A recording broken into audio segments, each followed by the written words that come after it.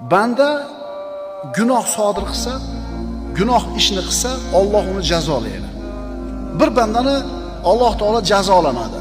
Bitta gunoh qildi, ikkita gunoh qildi, uchta gunoh qildi, lekin jazo kelavermadi. Jazo deganda bu banda, bu gumroh banda faqatgina bir moliga yoki joniga zarar yetishini o'ylayapti. Qaytaramiz. Bandadan, mo'min bandadan gunoh sodir bo'lsa, Allohdan jazo keladi. Shu bandani Alloh qancha ko'p yaxshi ko'rsa, qancha yaqin bilsa o'ziga, jazo tezroq keladi. Mo'min bandadan gunoh sodir bo'lsa, agar Alloh shu bandasini o'ziga yaqin olib yaxshi ko'rgan bo'lsa, jazoni tezlab berar ekan. Endi biz aytayotgan bu gumroh banda bitta, ikkita, uchta, 10 ta gunoh qildi, jazo kelavermadi.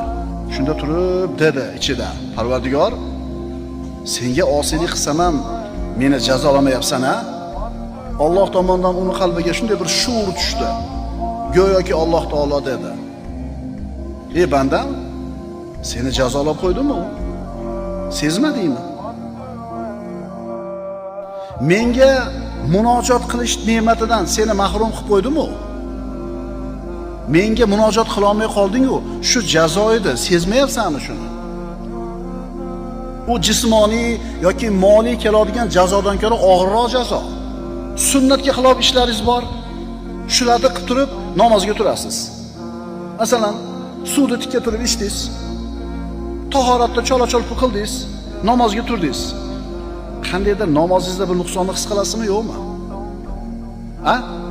Namozni orqaga surdingiz yoki biron sunnatni tark qildingiz, qalbingizda bir qattiqlik yoki bir Allohdan uzoqlashganingizni his qilasizmi, yo'qmi?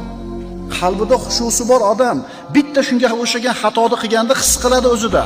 Alloh bilan o'zining o'rtasiga parda tushib qolganini. Birodar, seni turmushing har qancha zo'r bo'lmasin, topish tutishing har qancha katta bo'lmasin, uy-joying hashamatli bo'lmasin, bularning hammasi seni ko'zingda qadrsiz bo'lib qoladi agar Allohdan uzoqligini his qiladigan bo'lsang. Allohdan uzoq bo'lib qolganini his qilsang, bular senga tatimaydi.